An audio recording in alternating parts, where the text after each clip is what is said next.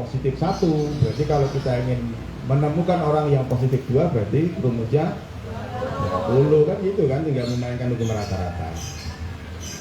Nah, agar kita bermain hukum rata-ratanya itu tidak merasa menjadi beban, maka jadikanlah itu sebuah kebiasaan. Seperti teman-teman sekarang sedang bernapas. Sadar nggak kalau teman-teman sekarang bernapas? Nah, nggak sadar toh? Nggak sadar. Nyatanya waktu tidur tetap bernapas nggak? Karena apa? Karena itu dilakukan oleh sesuatu yang menggerakkan di luar kesadaran kita.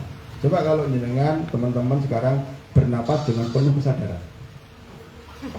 Mulai sekarang bernapas dengan cara yang terbaik biar umurnya panjang, yaitu menghirup 1/4 detik, menghembuskan 2 detik. Oh, itu rumus memperpendek umur, bukan memperpanjang. Kira-kira kalau Anda kayak gitu malah capek nggak? Capek banget siap. Kelebihan 1/4 detik. Jadi saya jadi nggak sehat dong. Kemarin-kemarin saya napasnya nggak seperti itu. Waduh, perutnya saya nggak sehat. Wah, malah stres ya. Nah, itulah kenapa orang yang masih merasa presentasi itu masih di atas kesadaran, itu yang terjadi adalah capek.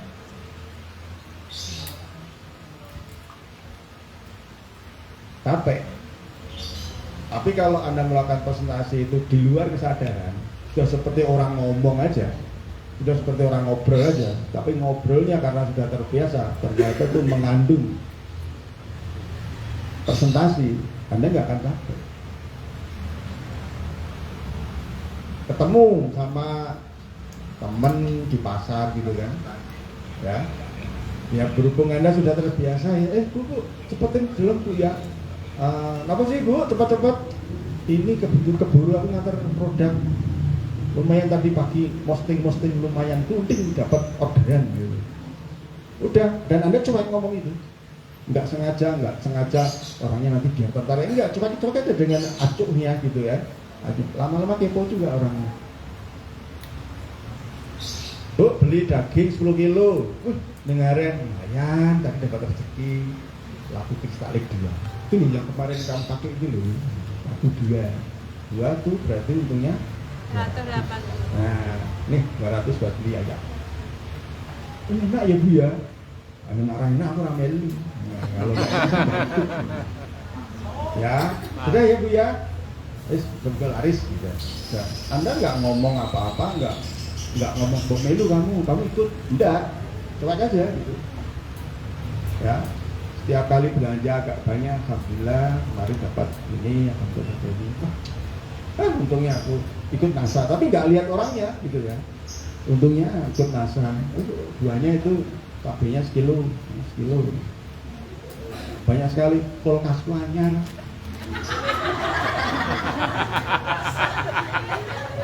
Ada. Ya, kulkasku baru mau tak penuhi dulu. Ya, itu Anda itu ngomong seperti itu nggak berharap dia itu nanti akan gabung atau enggak. Karena apa? Karena sudah jadi kebiasaan. Padahal sebenarnya itu Anda sedang presentasi itu. Gitu loh. Jadi teman-teman jangan membayangkan yang namanya presentasi itu, Bapak dan Ibu, kenalkan nama saya Ali ya. Pada kesempatan kali ini saya ingin menjelaskan sebuah peluang bisnis yang luar biasa sekali. Ini ada produk NASA, ini nanti ada sponsor, nanti di sini ada support system. Nanti di sini Anda bisa mengajak 5 orang terus berkembang mau jadi besar. Kan tidak harus seperti itu presentasi itu. Ya, tidak harus seperti itu yang namanya presentasi. Ya, tapi tetap teman-teman harus melalui sebuah jalan yang benar. Artinya apa? Walaupun presentasi itu tidak sempurna, tidak masalah. Walaupun presentasi itu salah, tidak apa-apa. Karena apa? Di awal Anda harus mengejar yang namanya kuantitas, jangan kualitas. Kalau kita berpikir kualitas, nggak ada orang yang akan melakukan kegiatan yang namanya presentasi. Ya, Aduh ini ketemu sama orang nih, tapi saya nggak bawa buku paket info. Udah nggak usah ngomong asal. Ya, itu namanya Anda berpikir tentang kualitas. Loh, kan kemarin kamu kan reuni kemarin. Iya, Plan. Lu kan banyak teman-temanmu yang tidak kamu protes. Iya, Plan, aku tuh mau presentasi itu belum bisa. Nanti pelan-pelan kalau aku udah pintar presentasi, aku mau presentasi itu semua teman-temanku. Kapan? Ya, orang yang berpikir tentang kualitas dia akan terlambat. Karena apa? Kualitas itu muncul ketika kuantitasnya dilakukan. Ya, dulu waktu kita menghafalkan surat Al-Fatihah, apa ya, nanti Pak Yai kalau aku udah hafal nanti saat maju. Ya, ayo kamu maju Fatihah. Nanti dong Pak Yai, belum hafal ya, nanti aja kalau aku udah pinter ngomong, udah pinter terus gitu. Nah kapan bisanya? Ya nanti kan gitu kan, nanti ya udah enggak. Bisanya kita itu ngerti apa kalau kita maju salah dibenerin. Ya, salah, aja ngono carane sing Jawa ini yang dekat ini yang panjang ini. Oh ya, Yai Ustaz gitu. Lama-lama dibenerin, akhirnya kualitas itu dihasilkan dari 100 kuantitas yang buruk. Presentasi yang sempurna dihasilkan dari 100 kali presentasi yang buruk. Jadi nggak perlu harus sempurna dulu gitu kan, lakukan aja sebisa kita gitu kan. Lama-lama kan kita ngerti, oh kalau ketemu sama orang ini saya ngomongnya seperti ini, oh kalau saya ngomong seperti saya ngomongnya lewat ini, oh kalau ketemu sama mama jangan ngomong bisnis, sudah ngomong produk dulu aja, ngomong lah peran dulu misalnya, nggak usah ngomong bonus, nggak usah ngomong nanti dapat bonus luar negeri jalan-jalan gitu kan, terlalu jauh. Ya, ngomong yang simpel aja gitu. Lama-kelamaan teman-teman akan menjadi sebuah kebiasaan. Nah, itu yang harus selalu ditekankan kepada para distributor baru. Nah, sekarang kita lihat sebuah skema yang tidak asing lagi, yaitu skema gambar ini piramida ya, dari kecil ke puncak gitu. Kita ingin bahwa semua dari apa yang kita ajak itu akan melakukan duplikasi. Duplikasi seperti ini.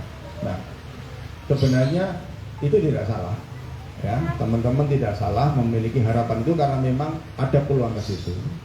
Hanya saja kadang kita tidak berpikir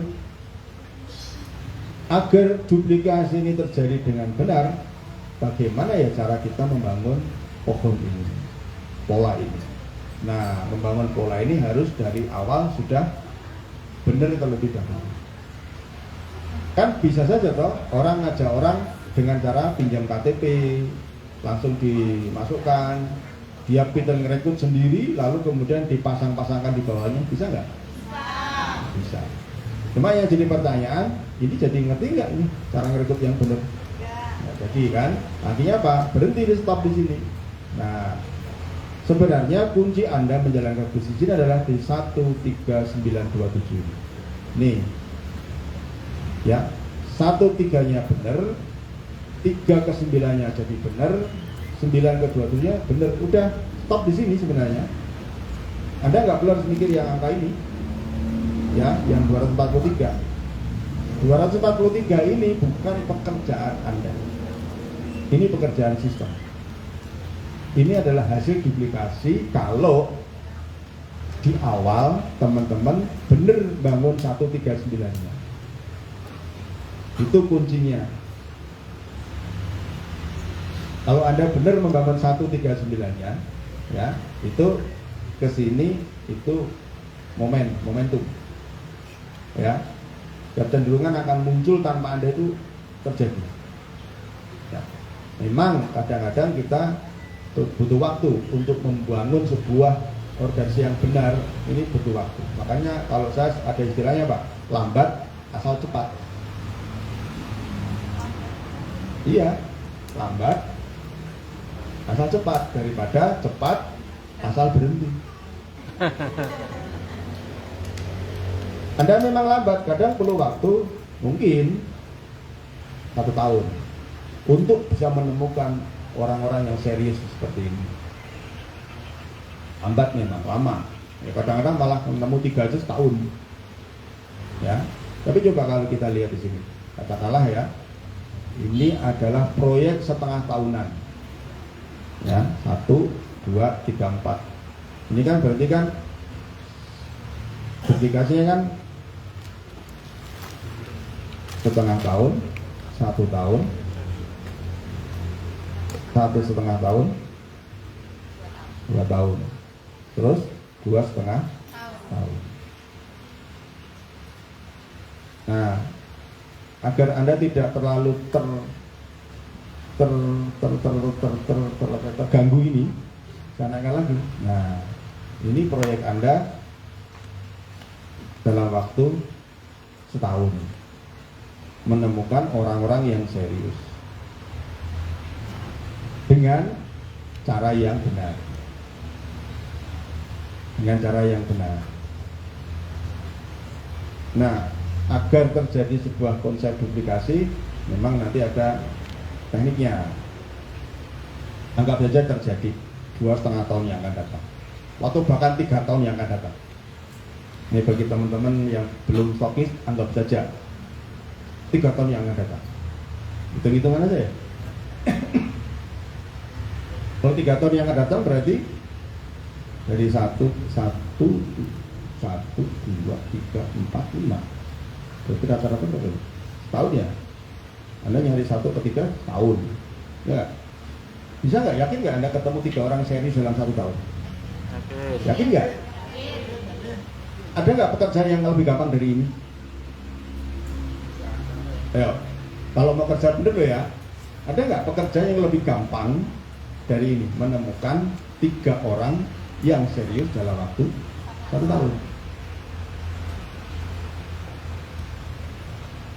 Kan gampang itu sebenarnya, ya. Artinya apa? Ketika orang itu serius, Anda ajari sehingga mereka juga bisa melakukan hal yang sama kepada Anda.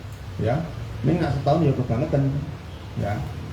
Terlalu ini ya, kalau kita kerja dengan target yang sangat kecil, itu malah hasilnya nggak ada, karena terlalu ringan gitu ya, sehingga kita punya penyakit yang namanya penundaan. Cuma 3, ini kan masih 365 hari. Sekarang nggak prospek, nggak apa-apa lah, masih 364. Cuma 3, nanti kan udah lepas 1 bulan. Masih ada 11 bulan kok, cuma 3 aja. Tahu-tahu sudah 1 tahun. Datang ke plan. Bulan itu nggak ada yang ikut pertemuan ya, plan ya. Sudah 1 tahun.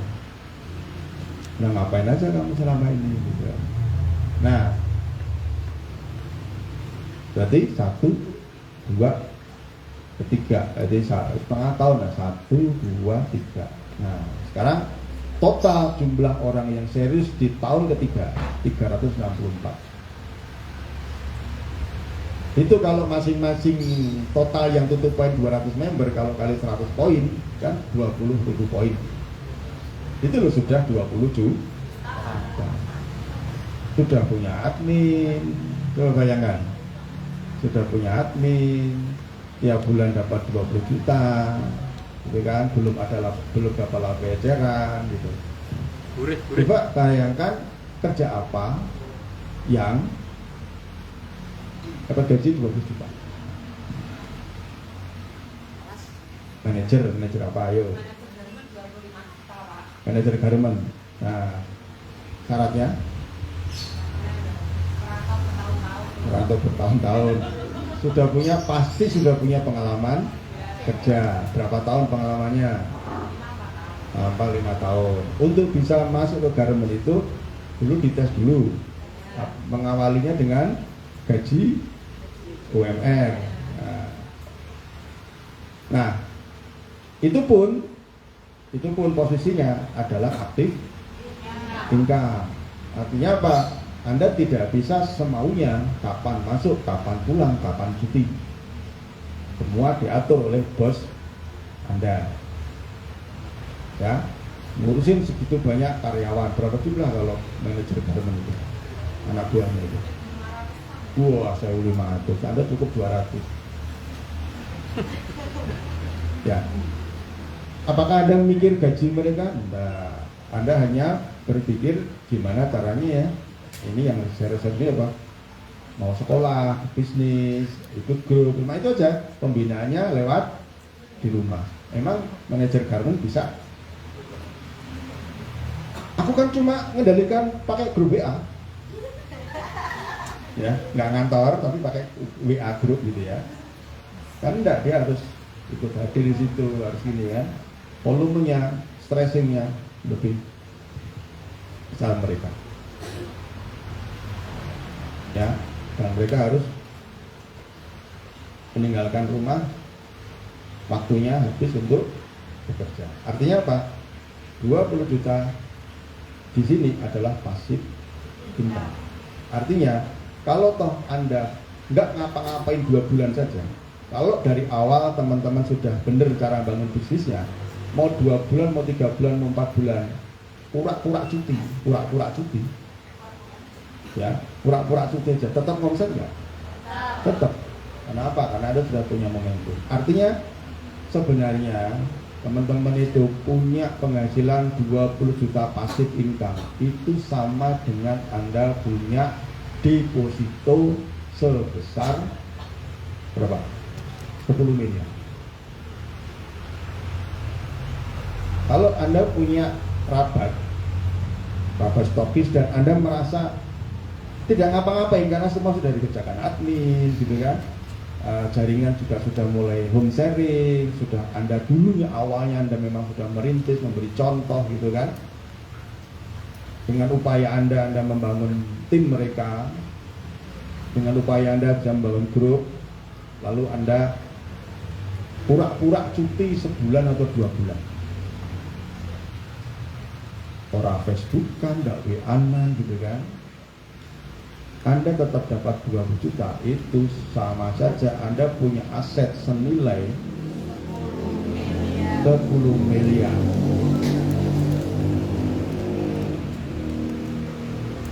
Nah, sekarang apakah teman-teman melihat bisnis network marketing NASA ini seperti apa? Nah, saya dulu termasuk orang yang beruntung. Walaupun saya termasuk orang yang nggak pinter jualan, saya terus terang, saya nggak pinter jualan. Kalau sedikit, maksudnya jualan sekolah yang banyak gitu ya.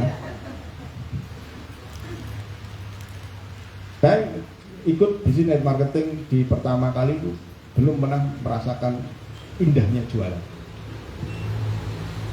Karena waktu itu yang mengajak saya adalah orang yang membangun mindset. Ya, mungkin pernah saya ceritakan dulu ya. Jadi dulu saya itu terkena racun multi level itu gara-gara dipinjemi buku. Dipinjemi buku pada saat itu saya sedang menjadi seorang karyawan. Ya, saya seorang mentor studi pemrograman komputer, analis komputer. Saya di situ dibayar per jam. 1 jam saya dibayar 20 sampai 30 ribu. Waktu tahun itu gede gitu ya. Ya, lumayan gede. Yang awalnya UMR masih 700, 600-an, saya sudah dapat 1,5 juta. Ya, hanya kerja beberapa jam saja. Itu saya merasakan benar-benar kayak si Imbro itu. Ya, dapat gaji itu langsung habis beli baju, beli sepatu, wah pokoknya gaya itu ya. Di atas rata-rata. Ya kayak itu. Nah, menjelang saya menikah, ya, saya kemudian punya anak, mulai gantian ngomong anak kan. Nah, saya kebagian yang jam 2 malam sampai subuh. Nah, kebagian jam kerjanya itu. Karena kebetulan anak saya itu termasuk keturunan bangsawan. Wih, ya, Tangyawan. nah, bangsanya Tangyawan gitu. Jadi kejatuhan campur saya jam 2 malam, dia melek-melek gitu kan. Nah, sampai akhirnya selalu saya tidur setelah subuh gitu kan. Nah, Anda bisa bayangin, tidur setelah subuh, jam 7 harus berangkat. Kalau kerjanya cuma di meja aja enak gitu kan, pamit aja lah, mau kemana gitu ya, tidur sebentar gitu. Tapi gimana kalau kita ngajar? Ya, gimana? Kita ngajar ya? Ngajar itu, Anda bisa bayangin, Anda ngajar, tapi sunyi itu berat, ngantuk gitu, konsentrasi nggak? Nggak konsentrasi. Udah kacau tuh ngomongnya. Udah pangop terus di depan orang gitu. Kalau kita berjaga itu lah tidur ganjang, tak terus benar ngajar nggak bisa. Mulai di situ saya mulai merasakan ketidaknyamanan dengan cara saya mencari penghasilan. Tapi nggak sadar, saya belum sadar. Kenapa? Karena mindset saya waktu itu ya namanya kerja cari uang ya seperti itu. Ya sudah, terima aja. Perkasanya terima aja. Konsekuensinya terima aja. Gitu loh. Jadi sudah menjadi sebuah value saya, menjadi sebuah belief saya bahwa kalau kerja itu ya memang ya kayak gitu loh. Ya itu konsekuensi orang kerja, nggak bisa ngapa-ngapain. Kamu mau kerja apa lagi? Sudah enak di sini, gitu kan? Gajimu lebih gede dari temanmu yang lain, gitu kan? Kamu bisa lembur gitu.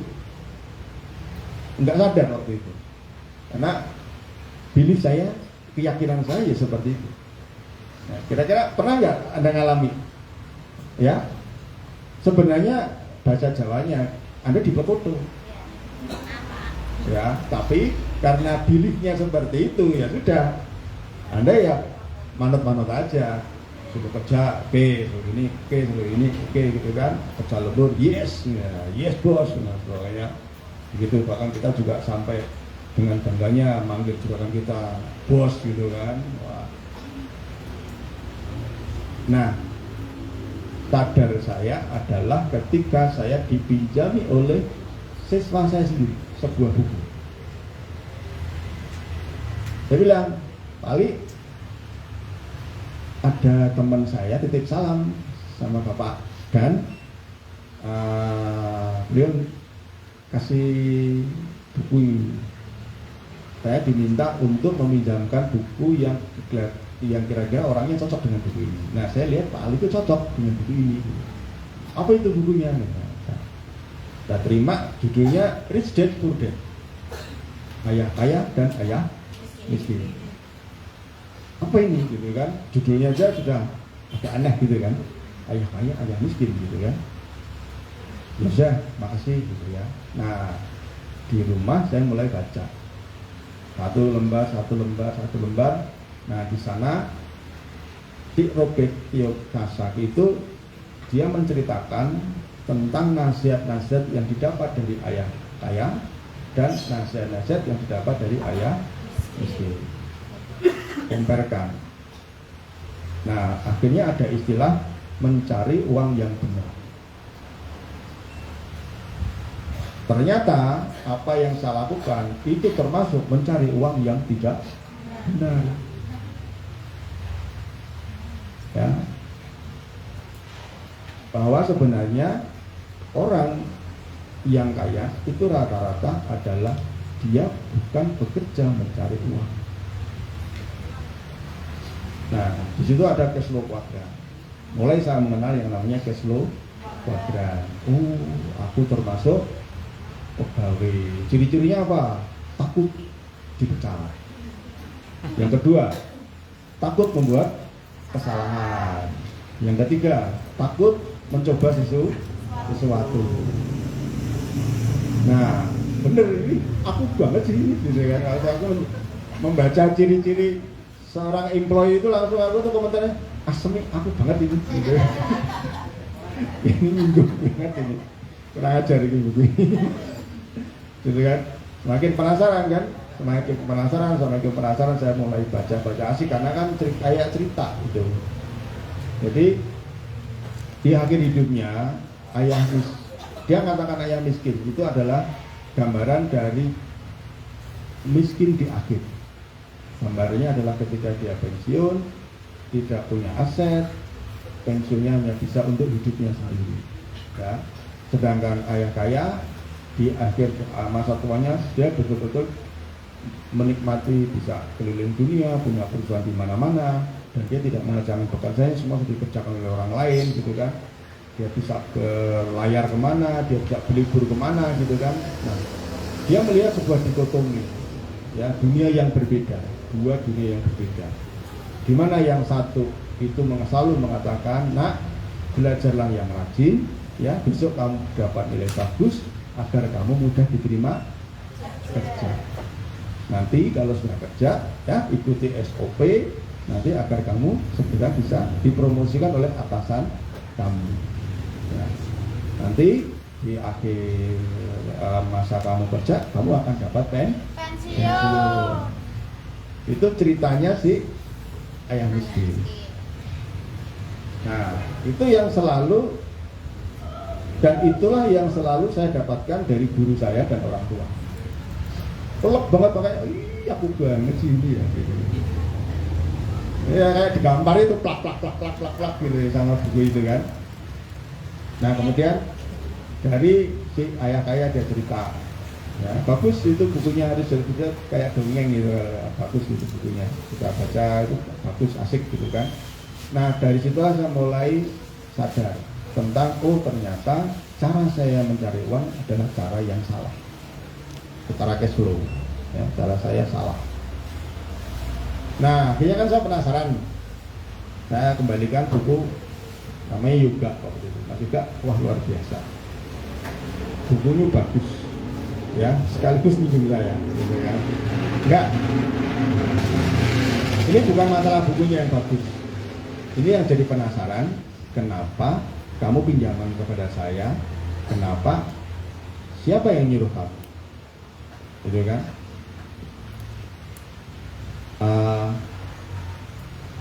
Ada Pak yang nyuruh saya, gitu ya, dia menyebutkan nama seseorang. Saya penasaran kan, boleh saya ketemukan dengan yang nyuruh kamu minjamkan buku ini, aku diskusi gitu kan. Nah saya akhirnya ketemu dengan orang yang meminjaman itu, ternyata dia seorang leader dari bisnis network marketing. Saya tahu bahwa pada saat itu saya ngerti, setelah itu saya ngerti, oh ternyata waktu itu saya diprospek gitu ternyata. Ya, tapi cara merspeknya halus banget ya, halus banget cara merspeknya gitu kan. Terus saya tanya, Pak, makasih udah minjamkan begini lewatnya juga. Terus terang saya tertarik dengan konsepnya Robert T. Kiyosaki. Terus ya, tapi kan ini kayak sebuah dongeng ya, dimana memang ini ayah kayanya ini memang seorang pengusaha, memang begini gitu kan. Nah mungkin saya kan nggak punya modal, usaha apa gitu kan, saya nggak punya modal bisnis gitu. Lalu dia meminjamkan lagi buku namanya The Business School. Ya. Oke ya, kita lanjut. Kita sudah dulu maghrib, makan malam. Kita nanti kembali jam 7:04 ya. Nanti kita lanjut lagi. Ini filenya baru juga 3 kali selesai, tapi ceritanya agak panjang ya. Oke, besok rencananya teman-teman mau kemana setelah selesai? Jadi acaranya nanti malam sampai jam 10 istirahat, terus besok kita mulai sampai jam 11 siang. Jam 11 siang kita check out, nanti jam 1 makan, setelah makan kita teruskan materi sampai jam 3 ya. Nah setelah jam 3 mau kemana? Mau langsung pulang atau ke Malioboro atau mau jalan-jalan? Hah? Ke? WH. Besok itu malam mudah-mudahan gak rame ya. Nah, oke. Berarti jam 3 setelah asar ya, karena dekat ya, kita berangkat ke WH. Terus dari WH langsung pulang ya. Oke. Memangnya aku pernah ke WH? Aku belum pernah ke WH. Sama sekali belum pernah. Ya, setiap kesana rame males ya. Wah ramai banget, apalagi kemarin malam pas minggu ya, nggak bisa parkir, udah sangkanya kau balik lagi. Akhirnya ya kemarin maunya ke ya nggak jadi, istilahnya kau balik gitu kan. Kau balik kok ya, ayo. Lihat rekam. Udah pernah kau balik? Udah pernah banyak kayak HH, oke. Kemudian terang ya. Alumni HH ini, Pak. Ya, kalau mau makan malam di sana silakan. Untuk tiket masuk nanti saya sudah termasuk tiket ini ya. Begitu Anda masuk ya bebas, mau pulang jam 10 malam boleh, mau pulang jam 7 malam bebas ya. Kira itu aja ya, nanti lanjut. Terima kasih. Assalamualaikum warahmatullahi wabarakatuh. Oke, tepuk tangan untuk Anda semuanya. Untuk besok pagi sarapan jam ya setengah 6 jam 7, nanti teman-teman mumpung pada kumpul silakan ada satu leader yang pemandu ya untuk berbagi inspirasi ya. Silakan kalau teman-teman ada grup Facebook silakan live kan aja teman-teman yang berdiri biar terekam di sana, biar tersimpan di situ. Dan agar teman-teman saling kenal ya. Saling kenal kan belum tentu saling kenal kan? Ada yang belum kenal? Nah, ada yang belum saling kenal kan? Nah, belum tahu kenal kan juga nggak tahu itu siapa ya, gitu kan. Nah, besok sudah cerita awal sampai sekarang pengalaman menjalankan bisnis agar teman-teman saling mendapat inspirasi. Ya, itu jangan dari saya kadang-kadang malah termotivasi dari cerita teman-teman tadi gitu, lucu-lucu gitu ya, ada yang menyedihkan gitu ya macam-macam gitu, tapi luar biasa ya. Oke, sudah maghrib ya, silakan prasmanan makan sendiri-sendiri swalaya. Ini pertemuan yang gak ada panitianya ya LC ini.